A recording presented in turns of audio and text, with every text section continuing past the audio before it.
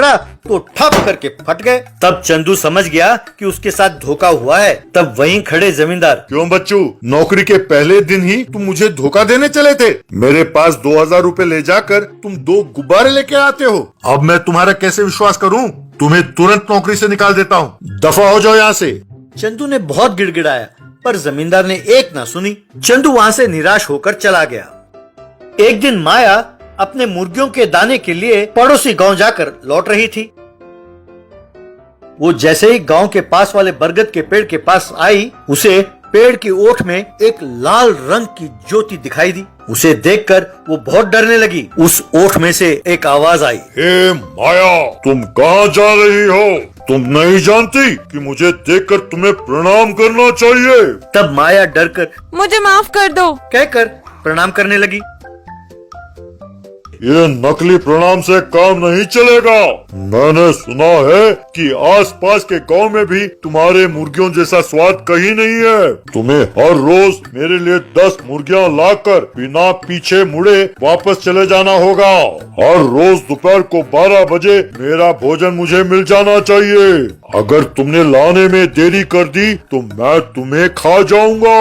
माया बहुत डर गई। नहीं नहीं, मैं अभी तुम्हारे लिए खाना लाती हूँ, मुझे कुछ ना करो कहकर वहाँ से चली गई।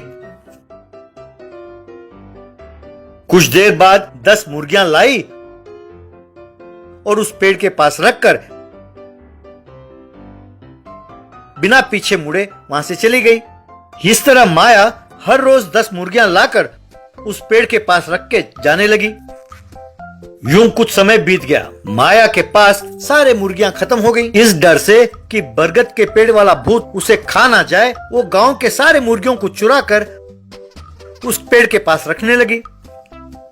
इस तरह उस गांव में एक भी मुर्गी नहीं बची। माया के समझ में नहीं आया कि वो क्या करे। पड़ोसी गांव से मुर्गियां खरीदकर उस बरगद के पेड़ पर समर्पित करने लगी।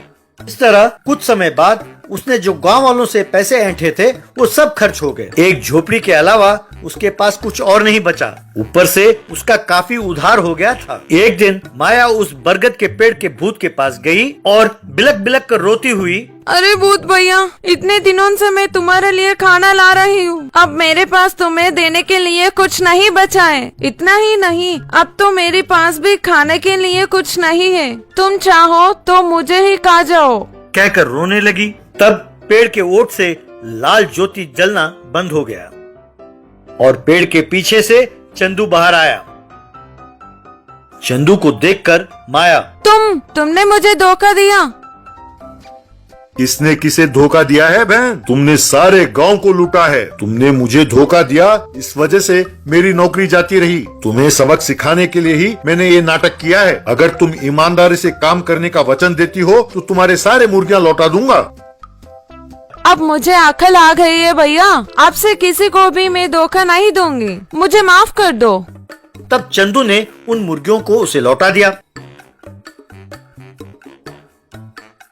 तब माया ने जो मुर्गियां गांव वालों से चुराया था उन सबको लौटा दिया।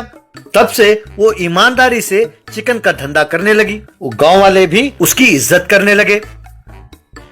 Mask buffalo. लकड़ी का पुल नाम के गांव में चोपड़े नाम का एक चोर रहता था। वो मुर्गियां बकरियां चुरा कर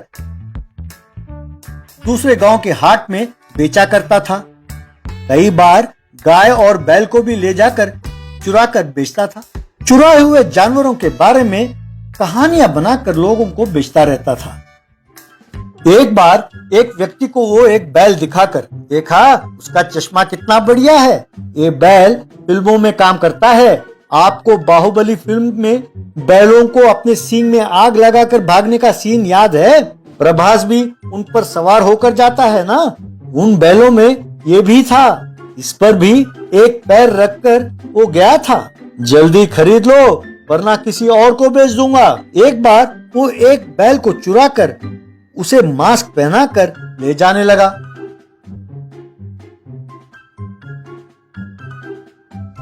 रास्ते पर चेक पोस्ट पर पुलिस ने उसे रोका। तुम्हारा नाम क्या है? आजकल यहाँ भैंसों की चोरी बहुत हो रही है, क्या ये तुम्हारी भैंस है? इसका सबूत क्या है? साहब ये क्या, इतना शक करते हैं? अरे मैं ही इसका मालिक हूँ।